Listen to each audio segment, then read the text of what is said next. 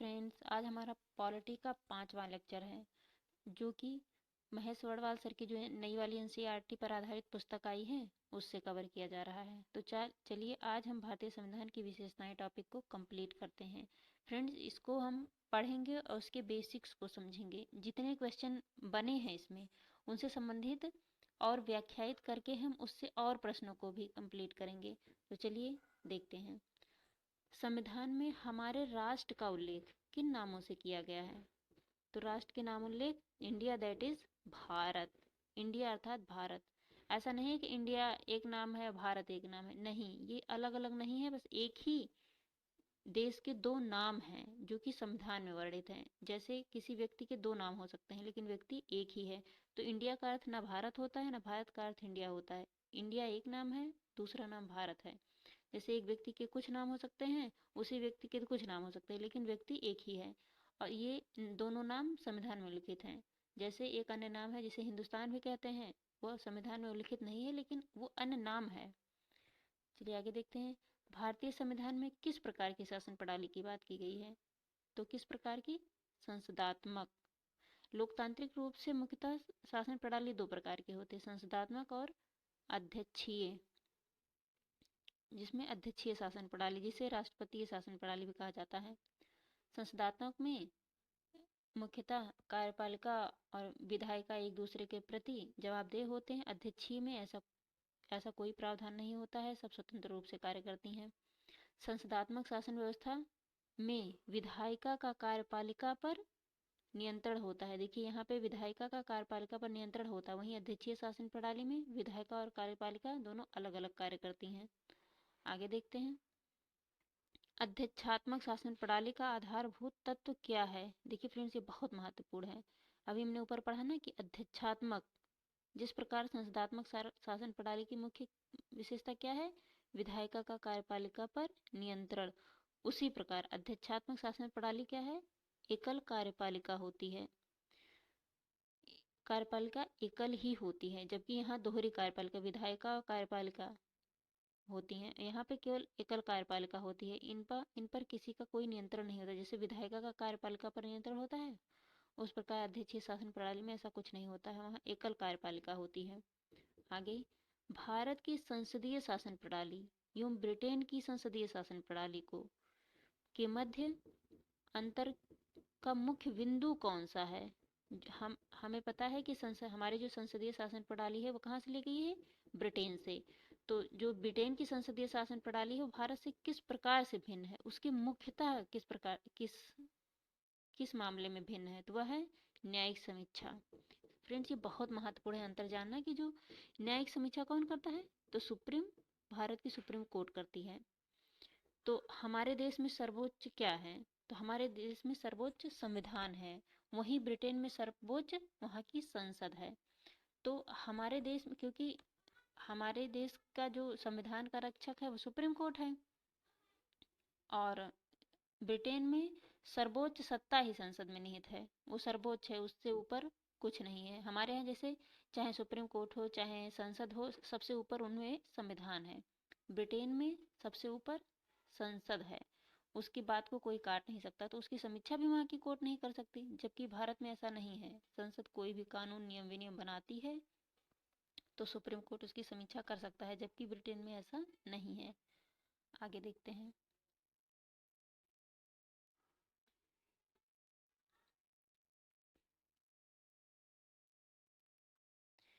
भारत का संविधान परिसंघीय है। यह किससे निर्धारित होता है? किसकी बात हो रही है? परिसंघीय है या किससे निर्धारित होता है कि परिसंघीय रूप से है? तो परिसंघीय का अर्थ क्या हुआ? दो स्तरों पर सरकारें, केंद्र और राज्यों के मध्य शक्तियों का वितरण हो। परिसंघीय कहा कुछ शक्तियां केंद्र के पास हैं और कुछ राज्यों के पास हैं।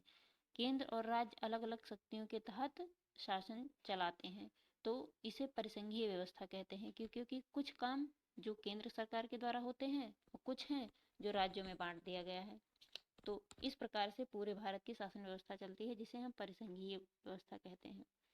फ्रेंड्स, यहाँ पे दिया गया है भारतीय संविधान की मूल्य कि भारतीय संविधान में स्वतंत्रता, समानता, भ्रातृत्व, संप्रभुता, समाजवादी, पंथ निरपेक्ष, लोकतांत्रिक, ये व्यवस्थाएं सम्मिलित की गई हैं। तो इनमें जो हम पढ़ते हैं बार बार कि स्वतंत्रता कितने प्रकार की है, समानता कितने प्रकार की है, भ्रातृत्व क्या है, संप्रभुता का अर्थ क्या होता है, समाजवाद कब आया और इसका क्या अर्थ हुआ, पंथ निरपेक्ष कब जोड़ा गया, लोकतांत्रिक व्यवस्था कब जोड़ी गई, ये हमारे भारतीय संविधान की उद्देशिका में या जो प्रस्तावना है उसमें शामिल शब्द हैं। फ्रेंड, जानते हैं कि ये जो हमारी उद्देशिका है ये हमारे संविधान का दर्शन है। दर्शन का अर्थ यह होता है कि आप कुछ ही शब्दों के द्वारा पूरे जो भी जिस चीज के बारे में आप जानना चाह रहे हैं उसका मर्म आप समझ पाएंगे, उसके अर्थ। दर्शन का अर्थ होता है छोटे में बहुत कुछ समझना, कि अगर आप प्रियम्बल पढ़ लिए तो आपको पता चल जाएगा कि हमारे पूरे संविधान में किन बातों की चर्चा की गई है और किसको अधिक महत्व दिया गया है, किन किन बातों पे ध्यान रखा गया है। तो चलिए एक एक शब्द का अर्थ समझते हैं। स्वतंत्रता का अर्थ क्या होता है? हम जानते हैं हमारे देश में आर्टिकल 19 से लेके 22 तक स्वतंत्रता की बात की गई है। समानता अनुच्छेद 12 से लेके 18 तक। भ्रातृत्व की बात, भ्रातृत्व का अर्थ क्या होता है कि हमारे में मतभेद कुछ भी हो लेकिन मनभेद नहीं होना चाहिए। हम कहीं ना कहीं हमारा साझा इतिहास है, साझा भविष्य है, तो हमारे अंदर एक भ्रातृत्व की भावना होती है कि हम आपस में कुछ भी कहें लेकिन कभी हम अलग नहीं होंगे। हमारे अंदर किसी के प्रति कोई द्वेष भावना नहीं होगी, खासकर तब जब हमें कोई तीसरा या हमारे देश के अलावा कोई हमें किसी भी तरीके से परेशानी में पहुंचाना चाहे, उस समय पे भी हम अपनी एकता को बनाए रखेंगे। संप्रभुता का अर्थ क्या होता है? जैसे हम जानते हैं कि हमारा देश कई वर्षों तक गुलाम रहा, उपनिवेश रहा किसी का। तो जब हमारा देश आज़ाद हुआ तो अब हमारे देश की जितनी शासन प्रणाली होगी, जितने निर्णय लिए जाएंगे, उस पर किसी भी देश का कोई बाहरी हस्तक्षेप नहीं होगा। अर्थात देश में लिए गए निर्णयों पर किसी भी बाहरी का कोई हस्तक्षेप नहीं होगा। बाहरी अर्थात किसी भी अन्य देश का या अन्य शक्ति का कोई चाहे हम जैसी विदेश नीति बनाएं, चाहे हम जैसे नियम कानून अपने यहाँ लागू करें, इस पर किसी बाहरी का कोई हस्तक्षेप नहीं होगा। अर्थात सारे निर्णय लेने का अधिकार केवल भारतीयों में निहित है। समाजवादी का क्या अर्थ हुआ? समाजवादी का होता है कि समाज के जो भी समस्त लोगों को ध्यान में रखकर कोई भी नियम विनियम या फिर कोई भी विकास कार्य किए जाएं, समाजवाद को अधिक महत्व दिया जाए। हम जानते हैं कि जब देश आज़ाद हुआ हमारा, या फिर जब द्वितीय विश्व युद्ध हुआ, तो विश्व दो धड़ों में बढ़ गया था, एक पूंजीवादी एक समाजवादी। तो पूंजीवादी देश एक तरफ थे, समाजवादी। तो जैसे हमने हमारे देश में उस समय लोगों के कल्याण की ज़्यादा आवश्यकता थी और हमारी विचारधारा भी कुछ ऐसी ही थी। तो हम रूस से प्रेरित हुए और वहाँ समाजवादी व्यवस्था स्थापित थी, जो कि हमारे यहाँ जो पंडित जवाहरलाल नेहरू हैं उन्होंने समाजवादी व्यवस्था को अधिक महत्व दिया। तो इसीलिए हमारे देश में समाजवादी व्यवस्था आई कि समाज के अंतिम व्यक्ति तक कल्याणकारी कार्य किए जा सकें। विकास तो हो लेकिन विकास समावेशी हो, सबको लेकर हो, पिछड़े वर्ग सबको भी साथ में लिया जाए। सब सर्व कल्याण की बात की गई है। समाज को महत्व दे के भी कोई कार्य किया जाए। पंथ निरपेक्ष का क्या अर्थ होता है? यहाँ पे देखिए धर्म निरपेक्ष नहीं लिखा है। जैसे हम बोलते हैं हिंदू, बौद्ध, जैन, मुस्लिम, पारसी, ईसाई, ये सब धर्म के नाम पे है, लेकिन नहीं, एक विचारधारा है। हमारे संविधान में किसी धर्म विशेष की बात नहीं की गई, पंथ निरपेक्ष की बात की गई। पंथ का अर्थ होता है विचार। ये 5-6 जो धर्म हैं या फिर अन्य धर्म है, इनके अलावा भी विचारधाराएं और हैं, तो उन विचारधाराओं का सम्मान किया जाएगा। किसी एक को कोई संरक्षण नहीं होगा, सबको समान रूप से दर्जा दिया जाएगा। लेकिन राज्य अर्थात जैसे जो शासन व्यवस्था है, शासन प्रणाली, उसका कोई धर्म विशेष नहीं होगा। जैसे प्रधानमंत्री का कोई पद हो या मुख्यमंत्री का कोई पद हो, तो वहां पे बैठा व्यक्ति वह पद नहीं है, उस पद पर बैठा है। तो उस पद का कोई कि ये मुस्लिम राष्ट्र है, ये हिंदू राष्ट्र है, जैसे नेपाल ने खुद को हिंदू राष्ट्र घोषित किया है, उसी प्रकार पाकिस्तान ने खुद को मुस्लिम राष्ट्र घोषित किया है। लेकिन हमारे राष्ट्र का, भारत का कोई भी, चाहे न हिंदू राष्ट्र होगा न मुस्लिम, सर्वधर्म समभाव की बात की गई है हमारे में। और सभी जो पंथ हैं अर्थात विचारधारा, सबका सम्मान किया गया है। लोकतंत्र का क्या अर्थ हुआ कि हमारे देश में जो भी शासन प्रणाली चलेगी वो लोगों के द्वारा चुने हुए प्रतिनिधि के आधार पर की जाएगी। जैसे हमारे यहाँ जो भी सिस्टम है, तंत्र का अर्थ क्या होता है, जो प्रणाली है वह लोगों के द्वारा चुनी गई प्रणाली के तहत शासन। जैसे हम संसद में लोग भेजते हैं, फिर विधायिका में भी भेजते हैं, विधानसभा में, तो ये सब लोगों के द्वारा ही चुनकर भेजे गए प्रतिनिधि होते हैं और उन्हीं के द्वारा शासन व्यवस्था सुचारू रूप से चलाई जाती है। चलिए आगे देखते हैं। नीति निदेशक तत्वों तथा मूल अधिकारों को संविधान की आत्मा किसने कहा है? तो किसने कहा है? ग्रेनविल ऑस्टिन ने। किसकी बात हो रही है? डीपीएसपी जिसे हम शॉर्ट फॉर्म में कहते हैं, और मूल अधिकार, जो हमारे भारतीय संविधान में भाग 3 और भाग 4 को, भाग 3 अर्थात मूल अधिकार, भाग 4 अर्थात नीति निदेशक तत्वों को भारतीय संविधान की आत्मा किसने कहा है? तो ग्रेनविल ऑस्टिन ने। इनकी आत्मा कहने का अर्थ यह हुआ कि जब हम लोगों के अधिकारों को संरक्षित रखेंगे और जो जो भी नियम कानून बनाएंगे वो जो संविधान में नीति निदेशक तत्वों में निर्देश दिए गए हैं उनके अनुसार करेंगे, तो इन सबका जो मेल हो जाएगा, इन सबका संरक्षण होगा, तो वो एक मिला के भारतीय संविधान का मूल है कि लोगों को अधिकार हों और उनके लिए कार्य हों, शासन व्यवस्था उनके हिसाब से चले। तो यह इसी अर्थ में उन्होंने भारतीय संविधान की आत्मा भाग 3 और भाग 4 को कहा। तो ये किसका कथन है? ग्रेनविल ऑस्टिन का। आगे देखते हैं। मूल संविधान में कुल कितने अनुच्छेद और कितनी अनुसूचियां थीं? किसकी बात हो रही है? कितने अनुच्छेद और कितनी अनुसूचियां और कब? मूल संविधान में, अर्थात जब संविधान बनकर तैयार हुआ, चाहे 26 नवंबर 1949 या जब लागू हुआ, लागू कब हुआ? 26 जनवरी 1950। तब कितने 395 अनुच्छेद थे और आज भी अनुच्छेद 395 ही हैं। जब भी अनुच्छेद में कोई परिवर्तन होता है, चाहे उसे बढ़ाया जाता है, कम किया जाता है, तो उसके उप अनुच्छेदों में कमी होती है, ना कि मूल अनुच्छेद में। 95 तब भी था, अब भी है। वैसे संख्या में गिना जाए तो 460 प्लस हो गया है अनुच्छेद, लेकिन अगर मूल रूप से देखा जाए तो वो 395 ही 1950 में भी थे और 2023 में भी हैं। अनुसूचियां मूल संविधान में 8 थीं, अब कितनी हो गई हैं? 12। तो मूल संविधान में 395 अनुच्छेद थे, 8 अनुसूचियां थीं। आगे देखते हैं। सर्वप्रथम कांग्रेस के किस अधिवेशन में जनगण मन गाया गया? फ्रेंड्स, ये थोड़ा ऐतिहासिक प्रश्न पूछा गया है कि जनगण मन सर्वप्रथम कब गाया गया? तो वर्ष 1911 में, कलकत्ता अधिवेशन में। और ये जो जनगण मन है उसे भारत में संविधान में शामिल कब किया गया? तो 24 जनवरी 1950 को जनगण मन सबसे पहले भारतीय संविधान में शामिल कर लिया गया। लेकिन ये सबसे पहले गाया कब गया था? तो कलकत्ता अधिवेशन में वर्ष 1911 में, जब बंगाल विभाजन रद्द कर दिया गया था। और बंगाल विभाजन किया कब गया था? 1905 में बंगाल विभाजन किया गया था। 1911 में इसको रद्द कर दिया गया, अर्थात बंगाल विभाजन को मिला दिया गया। और उसी समय कलकत्ता में कांग्रेस का अधिवेशन हुआ और जनगण मन सबसे पहले गाया गया। और ये आज भारत का राष्ट्रगान है। और आगे प्रश्न देखते हैं कि राष्ट्रगान के गायन का मानक समय क्या है? जो हम जनगण मन गाते हैं उसका मानक समय क्या है कि कितने समय में वो गाया जाए? तो वह 52 सेकंड में गाया जाना चाहिए। तो राष्ट्रगान गाने का मानक समय कितना है? 52 सेकंड। आगे देखते हैं। भारतीय संविधान की जटिलता के कारण इसे वकीलों का स्वर्ग कहा जाता है। ये फैक्ट है फ्रेंड्स कि वकीलों का स्वर्ग किसे कहा जाता है? भारतीय संविधान की जटिलता को।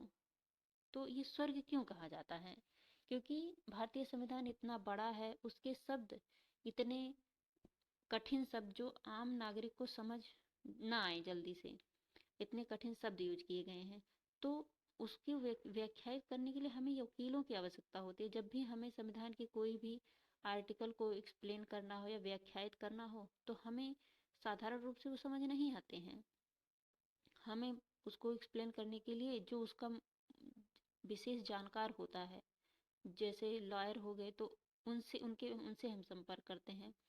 तो इसीलिए उनके महत्व को, संविधान में उनकी महत्ता के कारण, कि उनकी महत्व इतना है कि हमें व्याख्या करना हो तो वकीलों की आवश्यकता होती है, इसलिए भारतीय संविधान को वकीलों का स्वर्ग कहा जाता है। आगे देखते हैं फ्रेंड्स, यहाँ पे आप लोग जब रिवाइज करेंगे तो सही हो जाएंगी चीज़ें। भारतीय संविधान अधिक कठोर तथा अधिक लचीले के मध्य एक अच्छा संतुलन स्थापित करता है। किसकी बात हो रही है? अधिक कठोर और अधिक लचीलेपन की। तो ये अच्छा संतुलन है, ये किसने कहा था? केसी वेयर ने कहा था। यहाँ फैक्ट है कि अंशतः कठोर है और अंशतः लचीला है भारतीय संविधान। इसका अर्थ क्या हुआ कि जब हमें आवश्यकता होगी सामाजिक कल्याण के लिए तो हमारा संविधान उसके लिए लचीला भी है, हम कुछ उसमें परिवर्तन कर सकते हैं कल्याणकारी पर्पज से, या हमारा उद्देश्य अच्छा हो तो हम संविधान को अपने हिसाब से थोड़ा बहुत उसमें परिवर्तन कर सकते हैं आवश्यकता अनुसार, लेकिन उससे हम किसी भी गलत उद्देश्य से या दुर्भावनावश हम संविधान में कोई भी परिवर्तन करने के लिए सक्षम नहीं होंगे। इतना कठोर भी है, आसानी से इसे बदला भी नहीं जा सकता है और आवश्यकता पड़े तो इससे ये नहीं कि नहीं बदल सकते हैं। तो दोनों का ये मिश्रण है जिसे अंशतः कठोर और अंशतः लचीला कहा जाता है। भारत अर्ध संघात्मक राज्य है। जैसे हम देखते हैं एक संघात्मक राज्य है, तो लेकिन अर्ध संघात्मक राज्य किसने कहा है? केसी वेयर ने। अर्ध संघात्मक क्यों है? हमने देखा कि भारत को संघात्मक शासन व्यवस्था कहा जाता है, अर्थात सरकारें दो स्तरों पर हैं, केंद्र स्तर पर और राज्य स्तर पर। अर्ध संघात्मक कहने का क्या अर्थ हुआ तब? कि संघात्मक तो हैं कि दो स्तरों पर सरकारें हैं, लेकिन पूर्णतः संघात्मक नहीं है, क्योंकि केंद्र को अधिक शक्तियां हैं। तो जब शक्तियों का विभाजन हुआ तो बराबर होना चाहिए, तो संघात्मक के लक्षण प्रतीत होते हैं। लेकिन जब अधिक से अधिक शक्तियां केंद्र के पास ही हैं तो वह पूर्णतः संघात्मक कैसे हुआ? इसीलिए उसे अर्ध संघात्मक कह दिया। तो भारत अर्ध संघात्मक है, ये किसने कहा था? केसी वेयर ने। आगे देखते हैं भारतीय संविधान के बृहद होने के क्या कारण हैं।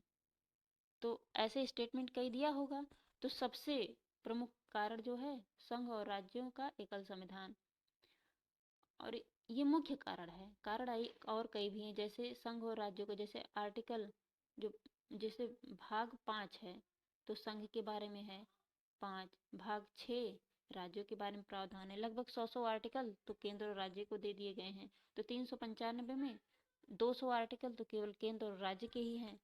और इसमें हमारे जो सिविल सर्विसेज की संस्थाएं हैं उनका भी मेंशन संविधान में ही कर दिया गया है। तो कहीं ना कहीं ये सभी अधिकार संविधान में ही दे दिए गए हैं, इसीलिए हमारा संविधान बहुत बड़ा दिखाई पड़ता है। अगर इनके अलग अलग होते तो हो सकता है कम होता, लेकिन मुख्यतः केंद्र और राज्यों का एक में ही संविधान होना, कुछ संस्थाओं का, जैसे सरकारी संस्थाएं हैं या फिर जो सिविल सर्विसेज संस्थाएं हैं जैसे यूपीएससी होगा, स्टेट पीएससी होगा, इनका भी मेंशन संविधान में ही है, इसीलिए हमारा संविधान बड़ा हो गया है। आगे देखते हैं अपनी राष्ट्रवादी प्रतिक्रिया में भारतीय संविधान के निर्माताओं ने अल्पसंख्यकों के हितों तथा भावनाओं के महत्व को कम करके आंका है। यह किसने कहा था? किसकी बात कर रहे हैं? कि जब राष्ट्रवादी प्रतिक्रिया के रूप में जो हमारे यहाँ राष्ट्रवादी व्यक्तित्व थे, तो जो संविधान का निर्माण कर रहे थे, तो उन्होंने अल्पसंख्यकों के हितों और भावनाओं को कम करके आंका है। ये किसका विचार है? आइवर जेनिंग्स ने कहा था। उन्होंने कहा था भारत में जो अल्पसंख्यक हैं, जैसे उस समय मुस्लिम थे, सिख थे, ईसाई थे, ये सब अल्पसंख्यक के अंतर्गत आते थे। तो उन्होंने कहा कि जो संविधान निर्माता थे इनके अधिकारों को ध्यान में ही नहीं रखे। तो उन्होंने कहा कि उनके लिए तो ज़्यादा प्रावधान भी नहीं किए गए संविधान में। तो ये किसका कथन है? आइवर जेनिंग्स का। आगे देखते हैं भारत में राजनीतिक सत्ता का प्रमुख स्रोत कौन है? अभी हमने पढ़ा था ना कि जनता ही मुख्यतः है। जो हम देखते हैं कि ये सांसद हैं लोकसभा में, राज्यसभा में, राज्यों में विधानसभा, विधान परिषद, तो ये प्रतिनिधि हैं। अंततः शासन जनता के द्वारा ही किया जाता है, जनता ही चुन के तो नहीं भेजती है। अब सारी जनता तो एक साथ जाके शासन कर नहीं सकती, तो मुख्यतः कोई मुखिया चुनती है जिन्हें हम सांसद या विधायक कहते हैं, वो जाके वहां से शासन शासन प्रणाली को चलाते हैं। तो प्रमुख स्रोत अंततः कौन है? जनता में निहित है। तो भारत में शक्तियों का स्रोत कौन है? जनता है। आगे देखते हैं, कोई भी संविधान कितना भी अच्छा क्यों ना हो, यदि उसे क्रियान्वित करने वाले व्यक्ति बुरे हैं तो संविधान भी बुरा हो जाएगा। ये किसने कहा था? तो B.R. अम्बेडकर ने। अम्बेडकर जी ने कहा कि यदि संविधान बहुत अच्छा बना दिया जाए लेकिन उस पर शासन करने वाले लोग ही गलत होंगे तो संविधान का कोई गलती नहीं है और संविधान भी उस वक्त बुरा ही लगेगा। तो शासन करने वाले व्यक्ति भी अच्छे होने चाहिए, तब शक्तियों का जब सदुपयोग होगा तभी संविधान का अच्छा अर्थ निकल आएगा। आगे देखते हैं, संविधान को संघात्मकता के तंग ढांचे में नहीं ढाला गया है। ये किसने कहा था? डॉक्टर भीमराव अंबेडकर ने। उन्होंने कहा कि हम इस तरीके से नहीं किए हैं कि केंद्र या राज्य को अलग अलग कर दिए हैं कि ये एकदम अलग अलग रहें या फिर एक साथ उनका रहना अनिवार्य है। कुछ मामलों में राज्य स्वतंत्र भी हैं और कुछ मामलों में संघ के अधीन भी हैं। तो हमने तंग नहीं किया है, कुछ मामलों में उन्हें स्वतंत्रता दे दी है राज्यों को कि आप अपने हिसाब से, जैसे वहाँ पर्यावरण है, जैसे वहाँ की जलवायु है, परिस्थिति, उसके हिसाब से भी वो नियम कानून बना सकते हैं। लेकिन अब ऐसा भी नहीं है कि वो अब सारा नियम कानून जो कि देश हित में ना हो वो बना सकते हैं। उसके तहत वो केंद्र के अधीन ही होंगे, इसलिए ये तंग ढांचे में नहीं ढाला गया है। उसको थोड़ा बहुत लचीला भी बनाया गया है कि आपको भी, राज्य को भी शक्तियां हैं और केंद्र को भी शक्तियां हैं। ये किसने कहा था? B.R. अम्बेडकर ने। तो भारतीय संविधान को संघात्मकता के तंग ढांचे में नहीं ढाला गया है, किसका कथन है? B.R. अम्बेडकर का, भीमराव अम्बेडकर का। आगे देखते हैं, भारतीय राष्ट्रीय कांग्रेस को एक राजनीतिक दल के रूप में, किसकी बात हो रही है? भारतीय राष्ट्रीय कांग्रेस की। तो एक राजनीतिक दल के रूप में भंग कर दिया जाना चाहिए। यह सुझाव किसने दिया था? महात्मा गांधी ने। बहुत महत्वपूर्ण है कि जो भारतीय राष्ट्रीय कांग्रेस 1885 में गठित हुई, एक स्वतंत्रता के लिए राजनीतिक संस्था के रूप में, लेकिन जब देश आज़ाद हुआ तो वहाँ पे राष्ट्रपिता महात्मा गांधी को लगा होगा कि यह ऐतिहासिक परिप्रेक्ष्य से इसका गलत अर्थ फायदा भी उठाया जा सकता है, इसलिए उन्होंने कहा राजनीतिक रूप से, ताकि इस जो एक अच्छी संस्था है जिसने देश को आज़ाद कराने में एक महत्वपूर्ण भूमिका निभाई है, जिसके तहत लोगों ने बहुत सारे त्याग बलिदान दिए हैं, उसको ऐतिहासिकता को संजो के रखा जाए, ना कि बाद में इसका राजनीतिक लाभ उठाया जाए। इसीलिए महात्मा गांधी ने कहा कि इसको राजनीतिक दल के रूप में समाप्त कर दिया जाए, ताकि इसके जो नाम विशेष है भारतीय राष्ट्रीय कांग्रेस को, उस पर कोई दाग ना लगे। तो ये कथन किसका है? महात्मा गांधी का। आगे देखते हैं, भारतीय संघवाद को सहकारी संघवाद किसने कहा है? सहकारी संघवाद किसने? ग्रेनविल ऑस्टिन ने। सहकारी संघवाद की संज्ञा भारतीय संविधान को किसने दी है? ग्रेनविल ऑस्टिन ने। सहकारी क्या क्या अर्थ होता है? कि संघवाद अर्थात केंद्र और राज्य स्तरों पर सरकारी होंगी, लेकिन दोनों एक दूसरे का सहयोग करके कार्य करेंगी। कि जब केंद्र कोई कानून बनाएगा किसी राज्य के लिए या राज्य विशेष के लिए या पूरे राज्यों के लिए, तो उनसे भी परामर्श लेगा। और जब राज्य कोई भी कानून या नियम बनाएंगे तो वो केंद्र से सलाह लेना जरूरी समझेंगे कि कहीं ऐसा तो नहीं है कि दो कार्य दो स्तरों पर हों, लगभग समान हों, लेकिन उनमें थोड़ी सी भिन्नता के कारण वो दो दिखाई पड़े, ताकि शक्तियों का क्रियान्वयन अच्छे से हो सके। तो सहकारी का अर्थ होता है साथ मिलकर कार्य करना, एक दूसरे के सहयोग से कार्य करना। ये किसका कथन है? ग्रेनविल ऑस्टिन का। तो ग्रेनविल ऑस्टिन ने कहा कि भारतीय संघवाद सहकारी संघवाद है। जो भारतीय दो स्तरों पर सरकारें हैं वो एक दूसरे के सहयोग करके कार्य करती हैं। आगे देखते हैं, भारतीय संघवाद या अध्यक्षात्मक शासन प्रणाली को यहाँ पे बात की जा रही है। फिर देखिए, अध्यक्षात्मक हमने पढ़ी थी ना, तो अध्यक्षात्मक शासन प्रणाली में कार्यपालिका की समस्त शक्ति किसमें निहित होती है? तो राष्ट्रपति में। हमने देखा ना कि संसदीय शासन प्रणाली होती है तो दो दो लोग उसमें होते हैं, जैसे लोकसभा राज्यसभा, लेकिन जब अध्यक्षात्मक होती है तो उसका मुखिया राष्ट्रपति होता है। जबकि संसदीय शासन प्रणाली में राज्यसभा लोकसभा होती है, उसका जो नेता होता है वो प्रधानमंत्री पद पे जाता है। वो राष्ट्रपति नाम से भी जाना जा सकता है, लेकिन मुख्यतः उसका नेता प्रधानमंत्री कहलाता है। लेकिन जो अध्यक्षात्मक शासन प्रणाली होती है वो सुप्रीम उसका राष्ट्रपति ही होता है। समस्त शक्तियां इसी एक व्यक्ति में निहित होती हैं। कभी कभी इस शासन शक्ति को तानाशाही शासन व्यवस्था भी कहा जाता है, क्योंकि सारी शक्तियां राष्ट्रपति में या इसके कुछ चुने हुए प्रतिनिधियों में ही, जो उसके द्वारा चुने जाते हैं, उसमें निहित होती हैं। तो आगे देखते हैं। मौलाना अबुल कलाम आज़ाद ने संविधान सभा में वयस्क मताधिकार को 15 वर्ष के लिए स्थगित करने की बात की थी। तो वयस्क मताधिकार क्या हुआ? जैसे पहले 21 वर्ष पर प्रत्येक व्यक्ति वोट दे सकता था, फिर 61वां संविधान संशोधन करके 21 वर्ष से आयु घटाकर 18 वर्ष कर दी गई। अर्थात पहले वोट 21 वर्ष में पहली बार आप दे सकते थे, लेकिन आप 18 वर्ष के हो गए तो आप वयस्क हो गए और आप वोट कर सकते हैं, मतलब वोट दे सकते हैं, आपको मताधिकार का अधिकार हो जाता है। लेकिन जब भारत आज़ाद हुआ, संविधान लागू हुआ, तो मौलाना अबुल कलाम आज़ाद, जो कि उस समय प्रथम शिक्षा मंत्री थे स्वतंत्र भारत के, उन्होंने कहा कि जो ये वयस्क मताधिकार है 21 वर्ष का, इसको अभी 15 वर्षों के लिए स्थगित कर दिया जाए। अर्थात अभी 21 वर्ष के लोगों को न शामिल किया जाए, कुछ चुने हुए व्यक्तियों के द्वारा ही शासन हो, ना कि जितने लोग पूरे देश में 21 वर्ष के हो गए हैं नागरिक, उनसे वोट कराया जाए। तो यह किसने सुझाव दिया था 15 वर्षों तक स्थगित करने के लिए? मौलाना अबुल कलाम आज़ाद ने। तो ये और 21 वर्ष से और अब कितना है 18 वर्ष, तो ये 18 वर्ष कब किया गया? 61वां संविधान संशोधन करके। आगे देखते हैं। भारत का राष्ट्रीय पशु, ये कुछ फैक्ट दिए हैं, हम ऐसे याद कर लेते हैं 2 मिनट में। भारत का राष्ट्रीय पशु बाघ, राष्ट्रीय पुष्प फूल जिसे कहते हैं कमल, पशु बाघ, पुष्प कमल, पक्षी मोर, राष्ट्रीय ध्वज के जो चक्र में अशोक का चक्र लगा है। राष्ट्रीय ध्वज में हम देखते हैं ना कि जैसे राष्ट्रीय ध्वज है ऐसे, तो बीच में एक गोला बना है, उसमें ऐसे पट्टियां बनी हैं, तो पट्टियों के बीच में एक तीली है।